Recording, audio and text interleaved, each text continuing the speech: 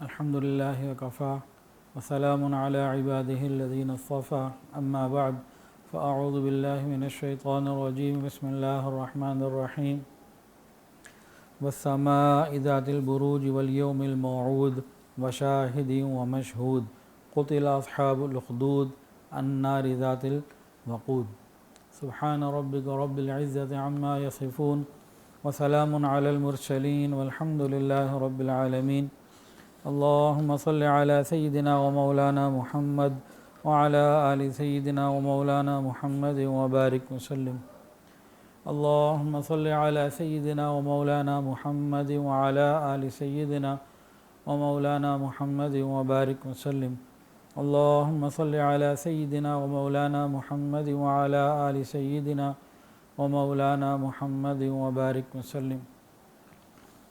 آخری سپارے میں سورۃ البروج، سورہ بروج کا شان نزول ایک واقعہ ہے جو ملک یمن میں پیش آیا۔ ملک یمن میں ایک ظالم اور کافر بادشاہ تھا، اس کا نام تھا یوسف ذو نواس۔ یوسف ذو نواس اس کا نام تھا اور یہ کافر تھا۔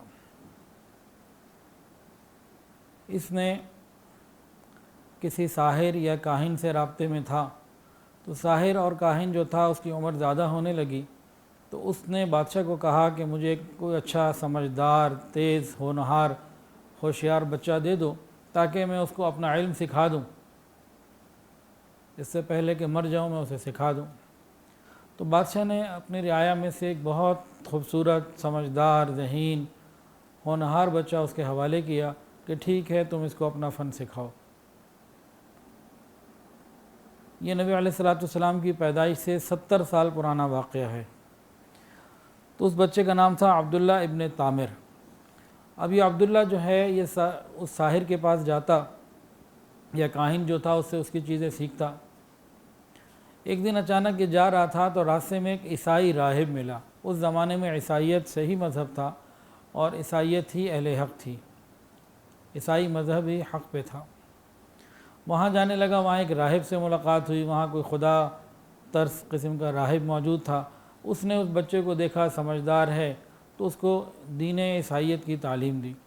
اس بچے کو اچھی لگی اور وہ روزانہ راہب کے پاس آنے لگا۔ اب نہ بادشاہ کو بتاتا، نہ راہب کو نہ کاہن کو بتاتا، تو بس وہاں سے نکلتا اپنے گھر سے تو راہب کے پاس جانے سے پہلے، کاہن کے پاس جانے سے پہلے راہب کے پاس رکتا، کچھ وقت وہاں لگاتا۔ تو کاہن اس پہ غصہ ہوتا، کبھی مارتا بھی کہ تم کیوں لیٹ آتے ہو۔ پھر یہ کاہن کے پاس چونکہ پہنچتا لیٹ، پھر نکلتا لیٹ، تو گھر لیٹ پہنچتا، تو گھر والے بھی ناراض ہوتے۔ تو اس تکلیفوں کو دونوں طرف کی برداشت کرتا گیا، لیکن یہ چھپ چھپ کے مسلمان ہو گیا اور عیسائیت کو قبول کر لیا، اور عیسائی مذہب جو اس وقت صحیح تھا اس کے اوپر ایمان لے آیا، اور راہب سے دین اسلام جو اس زمانے کا تھا، دین عیسیٰ علیہ السلام، اس کو سیکھنے اور سمجھنے لگا۔ یہ راہب بھی نیک اور پارسا آدمی تھا، تو خیر ان کا سلسلہ چلتا رہا۔ کچھ عرصے کے بعد ایک ایسا واقعہ ہوا کہ یہ نوجوان بچہ راستے میں جا رہا تھا، ایک شیر نظر آیا۔ اس شیر نے لوگوں کو تنگ کیا ہوا تھا، لوگ بڑے پریشان تھے۔ اس بچے کے پاس ایک موقع آیا، اس نے ایک پتھر اٹھایا اور پتھر شیر پہ مارنے سے پہلے اس نے یہ دعا کی، یا اللہ اگر راہب سچا اور اس کا دین سچا تو اس پتھر سے یہ شیر ہلاک ہو جائے، اور اگر کاہن سچا ہے، ساحر جادوگر جو بھی وہ سچا ہے، تو پھر شیر ہلاک نہ ہو۔ اس نے یہ دعا کی اور زور سے جو پتھر مارا نا، وہ شیر کا اسی وقت کام تمام ہو گیا۔ لوگ بڑے حیران بھی ہوئے اس کی بہادری کے اوپر، اور لوگوں کے دل میں ایک عقیدہ بن گیا کہ اس کے پاس کوئی خاص علم ہے۔ خیر لوگ اس کے پاس آنے لگے، تو ایک مرتبہ ایک نابینا اس کے پاس آیا۔ اس نے کہا میری آنکھیں نہیں ہیں، بڑا پریشان ہوں، زندگی بڑی تکلیف میں ہے، تو کچھ کرو۔ اس نے کہا بھئی شرط یہ ہے کہ تم مسلمان ہو جاؤ، تم کلمہ پڑھ لو، تو بس پھر تمہارا مسئلہ آسان ہو جائے گا، میں تمہارا حل کرتا ہوں۔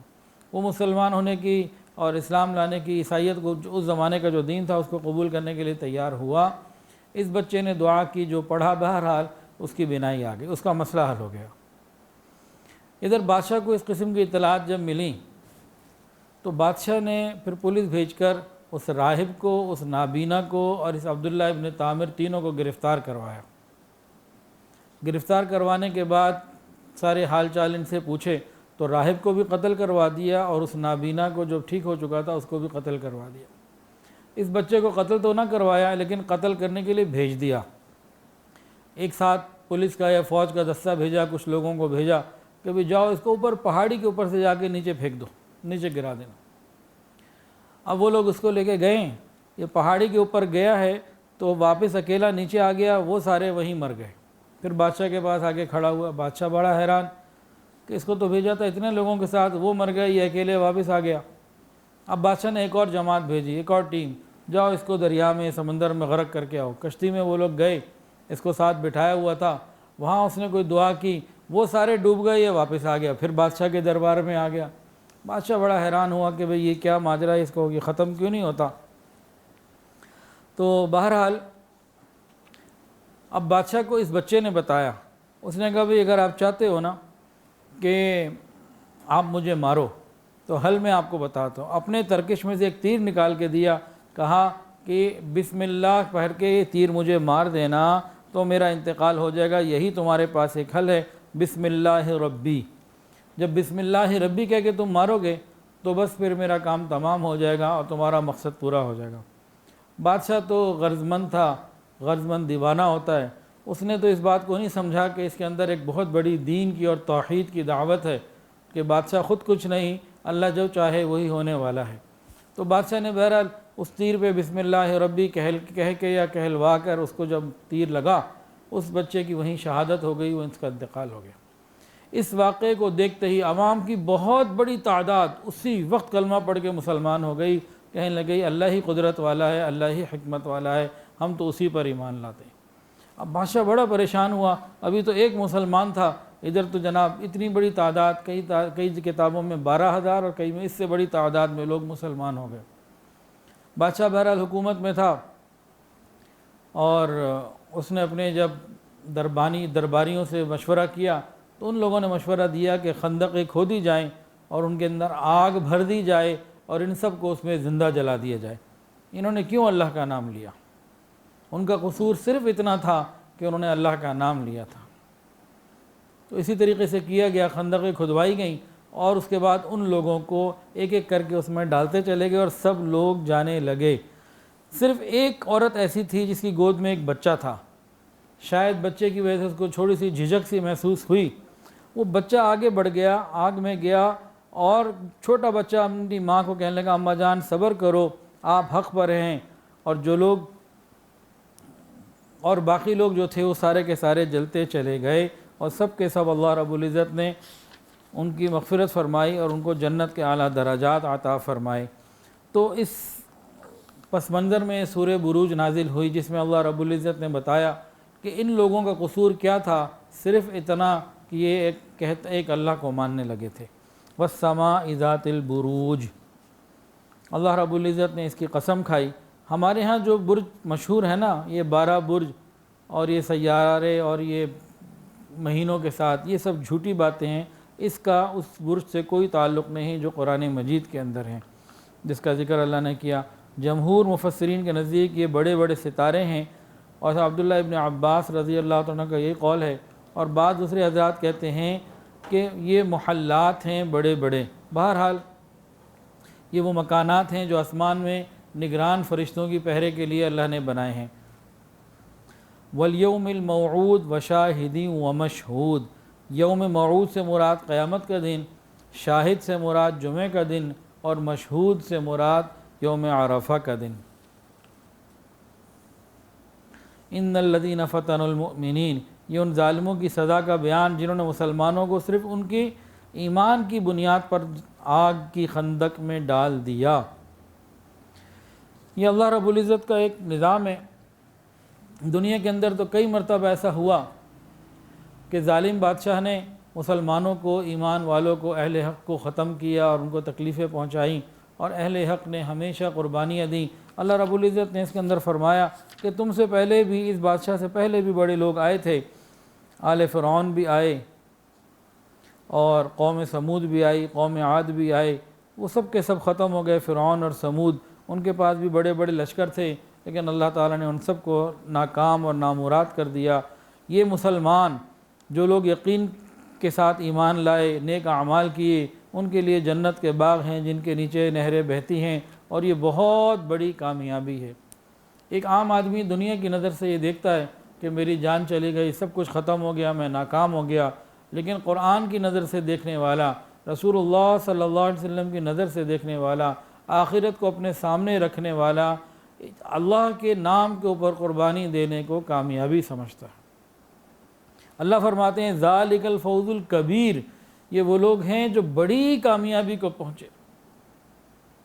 ہمارے نزدیک کامیابی کا معیار مال پیسہ ہے، اللہ کے لیے قربانی دے دینا، جان دے دینا، اس کو تو ہم نے اس کو تو ہم نے کبھی کامیابی سمجھا ہی نہیں۔ اور اللہ رب العزت نے یہاں ایک بہت خوبصورت بات فرمائی، وَهُوَ الْغَفُورُ الْوَدُودُ، وہی ہے بخشنے والا اور وہی ہے محبت کرنے والا۔ وہ پروردگار بخشنے والا بھی ہے، وہ پروردگار محبت کرنے والا بھی ہے۔ جب کوئی چھوٹا بچہ اپنی ماں کے پاس جاتا ہے، ماں محبت کرنے والی ہوتی ہے، مہربان ہوتی ہے، تو بچے کو اپنے ماں کے پاس آ کے کبھی پریشانی اور غم نہیں ہوتا۔ اللہ رب العزت تو ماؤں سے زیادہ محبت کرنے والے ہیں۔ وہ ایک مشہور ہے کہ 70 ماؤں سے زیادہ محبت کرتے ہیں، یہ کوئی حدیث نہیں ہے، ایک بات مشہور ہے۔ اللہ تعالیٰ تو بہت 70,000 ماؤں سے زیادہ محبت کرنے والے ہیں۔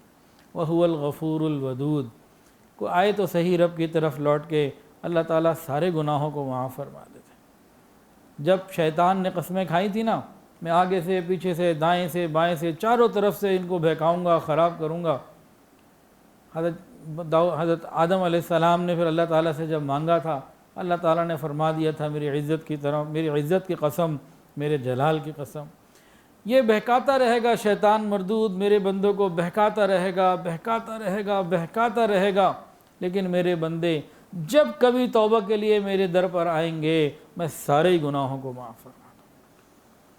وَهُوَ الْغَفُورُ الْوَدُودُ، وہ معاف کرنے والا بھی ہے، محبت کرنے والا بھی ہے۔ ایک صحابی نبی علیہ السلام کی خدمت میں حاضر ہوئے، پوچھا یا اللہ قیامت کے دن حساب، یا رسول اللہ قیامت کے دن حساب کون لے گا؟ نبی علیہ السلام نے فرمایا اللہ۔ وہ مسکرائے اور چل دیے۔ پوچھا بھئی کیا ہوا؟ کہنے لگے، صحابی نے نبی علیہ السلام سے عرض کی یا رسول اللہ، کریم تو وہ ہوتا ہے جب کسی پہ قدرت پا لیتا ہے تو پھر اسے معاف کر دیتا ہے۔ اللہ تو بہت کریم ہے، وَهُوَ الْغَفُورُ الْوَدُودُ، وہ توبہ کو قبول کرنے والا، بخشنے والا اور محبت کرنے والا پروردگار ہے۔ تو جو اللہ سے محبت کرتے ہیں وہ موت سے نہیں ڈرتے۔ مسئلہ یہ ہے کہ جب اللہ کے پاس جائیں گے تو اللہ کی محبت میں ان کو پناہ مل جائے گی، گناہوں کی معافی بھی ہو جائے گی۔